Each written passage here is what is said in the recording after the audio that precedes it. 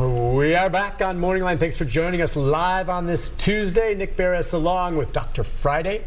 She's our tax expert. She's on this morning to answer any questions.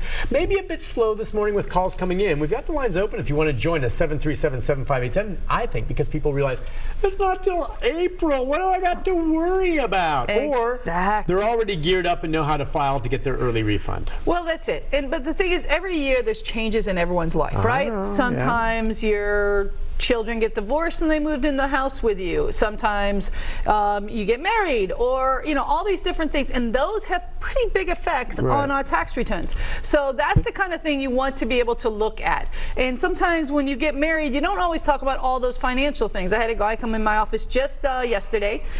Older gentleman, just remarried, hadn't filed taxes for 8 years, and didn't really want to share this with his new wife. Nothing wrong with that, but she wants to file joint returns. Okay. Well, if she files a joint return and used to getting a refund, guess what will happen to that refund if they file together? Most likely it's going to be held because of his past IRS issues, because even though he hasn't filed and he may not owe money, the government may hold it just to see. So these are the kinds of things you want to make sure you have taken care of. So not filing tax returns is huge as far as I'm concerned. One of the reasons, now again, not everyone has to file taxes, but most of us do, and there are, again, I want to push out that there are free sites. So there's no real excuse. If you make $69,000 or less, there's no reason that you can't go onto a free site and get your taxes done. Because a lot of times people will come and say, I just couldn't afford to get it done at that time. I couldn't, There's no reason. You can afford it. It's free. Come on, how much more can you do? You have your W-2, and why do you say $69,000 or less? That's what that's what they say in their little blurbs. It says but 69. What's the magic number about $69,000? I have no idea. I guess that's probably the difference between lower income and middle income. From the standpoint, like that. The IRS has put them in, because these are often sites from Intuit and all Jackson Hewitt. They have grants from the IRS to offer free tax preparation. I see. Okay. So there's a limit on what they do there. Let's take a phone call from Tony. What do you say? Cool. We've got Tony came in. Maybe it's getting started. See if we can help him. Tony, hey Tony, good morning. How can we help you? Good morning. I was just wanting to ask y'all about, I'm on disability now, and I don't make but like $17,000 a year on disability. And I was wondering, they told me that I could get a job and work up to $14,000 a year on top of my disability. If I was drawing my disability, would they tax me on my disability? Or if I went straight up to the $14,000 and then quit, like part-time jobs and stuff, which one would I get taxed on both? Okay, so that's all I need. Tony, that's a great question. Wait, are you going to hang up? Tony, are you still there, Tony? Yeah. Okay, yeah, hang on a second. Really quick, Tony, I just want to ask, are you single or married? I'm a widower. Okay. So really quick answer to that one would be you can make the $14,000 and they will not tax your disability, because your standard deduction is already going to be $12,400 if you're under the age of 65. If you're over, it's like $14,000. So you're going to actually be able to make the money, not worry about your Social Security benefits because it's too low to trigger taxes on your Social Security. So it would probably help you. And I'm going to say this, I'm a little old school. I think everyone should probably do a little work every day. It gives a reason to get out of bed if you're able to do it, even if it's just donating your time. I think it just makes a reason. They will tax the money he earns at a job. Right, but it'd be zero. Only Social Security. You will pay into Social Security and Medicare, but because it's under the 14, you're going to pay a zero federal withholding. They won't withhold anything from that. Right. And so, and Tony, it's neat because last week we had our friend Josh Horn on from Social Security, and he basically lays it out, and she's exactly right. As Tony well knows, you can go ahead and get a job under the plan and make money, especially in a 9-month window. You can earn as much as you want, but if you stay under the limits, Tony, you'll be okay. It should not affect, as you just said, your his benefits. And it it's good. I mean, I think good for him. I just think it's great for everybody. I don't, all my retirees, I always joke because many of mine come in and I'm like, yep, go drive Uber, go do something. You gotta get out of the house, gotta go make something. Oh no, I think most people would like to work and get out and do something. But if you're disabled, there's limits to that. So absolutely. Good for him. I don't want that to deter him from going and in doing that. So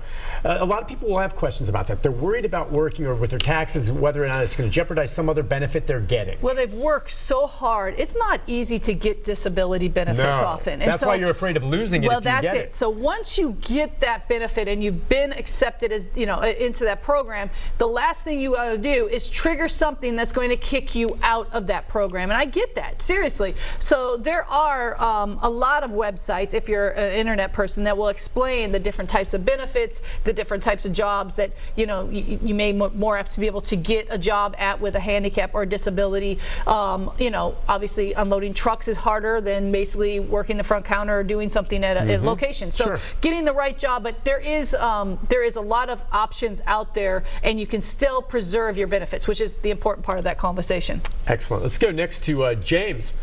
Good morning, James. What's on your mind? Yes, sir. I have an IRA, and I'll be turning 70 pretty soon. And I was wondering if it's still, the law is still you have to start taking out of it when you become 70 and a half. And another question on that same issue is how do they determine how much you're required to take out each year? Okay, so I've got great news for you, or maybe great news for some. They have passed the law in December. It's called the Security Act, and it changed from 70 and a half to 72. So anyone born after July 1st, I think it's 49. Anyways, that would have turned. So if you have a birthday after July of last year, you are now on the new law, which means 72 will be when your required minimum distributions can come out. Another awesome thing in that whole conversation, I think is awesome, they used to stop us from putting money into our retirement.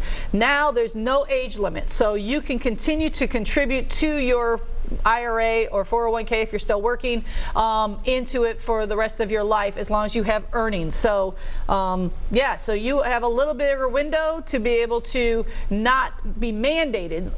If you need to take money, you can still take it out. There's no penalty or anything. But before, at 70 and a half, we were mandated. You had to start taking money out. The IRS says, you've been holding our money long enough. We want our share. And the way you figure it out, I'm not an expert, but it's basically like 0.35% over the lifetime. And they have changed, I shouldn't say, they are working on a new lifetime expectancy or a table to update it, because people are living a lot longer than what they had back in like 2006 or whatever when the last one was put together. So right now, though, it's like 0.3% that you have to take out every year. So James, did you want to put it off, or do you want to start drawing on it? I'm just curious. I was thinking about not starting at 70 and a half. Yeah, that's what I mean. I think it's great for people because there's nothing stopping him, and there's no penalty for if he needs to take money just for lifestyle out of it. But the mandate was the part that nowadays, since people are now living, the average male is living to like 85 and women 90, something like that. I mean, that's still a long window for having to do the thing. Yeah, and if you want to save your money and you don't need it right off the bat, you can put it off. Yeah, many people would take it out and then just have to put it into another account, and hopefully it would grow, and now it's growing better here. So, yes, that's great news, I think. Does that help, James? Yes, sir. Thank you. Thank you for your call. Explain to me again just this. Okay, it's an IRA. Why did the IRS put a mandate on it that you have to take it out at a certain point, saying it's their money? What do you mean by that? Right, because you defer money. So when you're working and on your paycheck, you're putting money into a 401k, and they're reducing your taxes. Because it's pre-tax. Exactly. Okay. So you've deferred the taxes to a later date. Yeah. So now it's 70 and a half, the IRS is saying, wait a second, you worked your whole life, grew your money and our money into this IRA. Now we want our share. We need to have it put back in here. Well, they're going to get it eventually when they spend it.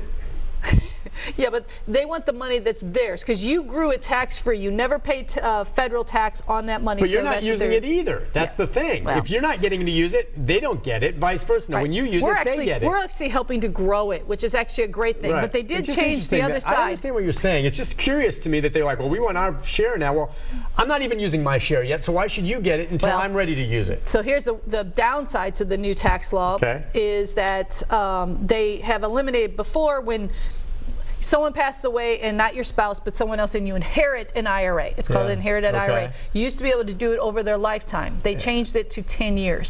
So they've accelerated how fast you have to take the money out of the IRA. If you inherited, so your father passes away, you inherit his $100,000 IRA. Save it till I'm you older. used to be able to spread it, just take the minimum amount for the rest of your life, basically. Now you have to take it all out in 10 years. I got it. So that's a huge change. So again, they want their money out of your control, and that's not necessarily a good or bad thing. I personally think the government isn't growing the money as well as people's 401ks are growing or IRAs. So I think it's kind of good that we've got the money growing here for the IRS. Right. You are very good at explaining it. I didn't understand. You really are really good at that. If I understand it, I like to think anyone can. Listen, we'll take a break. When we come back, more of our conversation. Awesome. Joe and others, if you're on hold, we'll get to your calls when we come back. Great. Lines open, 737-7587 for Dr. Friday. Back right after this.